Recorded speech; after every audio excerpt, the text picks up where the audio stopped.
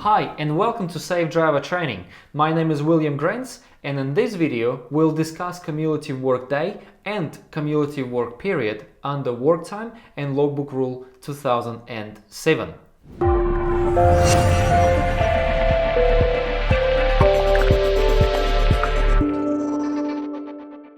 Cumulative work day means a period during which work occurs that does not exceed 24 hours and begins after a continuous period of rest time of at least 10 hours. In this example, we're working maximum allowed work time limit under the Work Time and Logbook Rule 2007. We start our 24-hour cumulative work day at 7 o'clock in the morning, and we are continually working for the maximum allowed consecutive work period. After working 5.5 hours continually, we must take our rest break of at least 30 minutes. After our break, we work further 5.5 hours.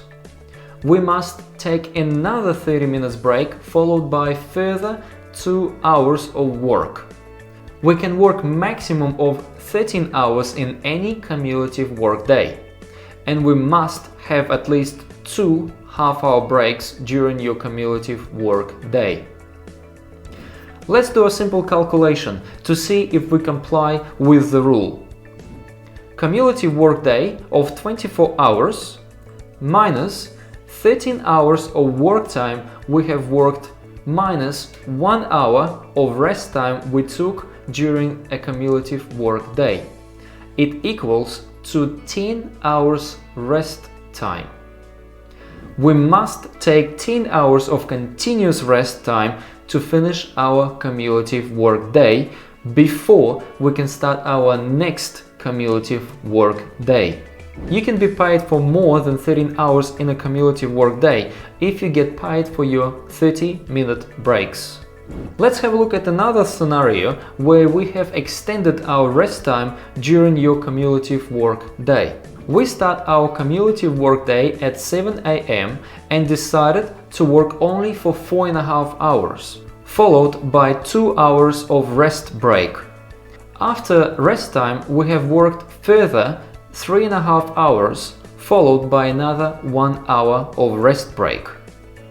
Let's calculate how many hours we can legally work after the second rest break. We know that we must have minimum of 10 hours break in any 24-hour period. So 24-hour cumulative work day minus 8 hours we have worked so far and minus 3 hours of rest time we have had during our cumulative work day, and minus 10 hours of minimum rest break we must have in any cumulative work day. It equals to further 3 hours of work we can complete in the same cumulative work day. Let's summarize. The total time you spent away from home is 14 hours, but you only worked 11 hours of this cumulative work day. The longer you have your breaks, then less you work during cumulative work day, because you still must have minimum of 10 hours continuous rest break in any 24-hour period. There is an easy way to calculate your start and finish times. Start time of your shift plus 2 equals your finish time for today, and still be able to comply and have your 10 hours break. 7 a.m. plus 2 equals 9 p.m. To calculate your start time for the next day, we need to take finish time today minus 2 equals start time for tomorrow's shift. This is a very easy tip to help you comply with your cumulative work day requirements. Let's have a look at another scenario. We start our cumulative work day at 7 a.m. and work for 3 hours only. The boss says that he does not have any more work for today, but there is a night shift run available for you. So what is the earliest time you can commence to work to start a night shift run? Let's use our formula. Finish time minus 2 equals your start time for the new cumulative work day, because new cumulative work day starts once we have had our 10-hour rest break. Let's discuss cumulative work period. A cumulative work period means a set of cumulative work days between continuous periods of rest time of at least 24 hours in duration. In this example, we work maximum allowed hours. Cumulative work period cannot exceed 70 hours. In the first workday, we have worked 13 hours, followed by 10-hour rest break. Only work hours goes towards cumulative work period. Next day, you work for another 13 hours, followed by another 10-hour break, and so on until we accumulate maximum of 70 hours of work. After accumulating 70 work hours, you must have a 24-hour rest break before starting a new cumulative work period.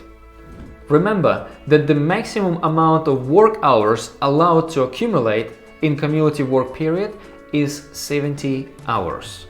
At any time when you have had your 24-hour break, you can start new cumulative work period.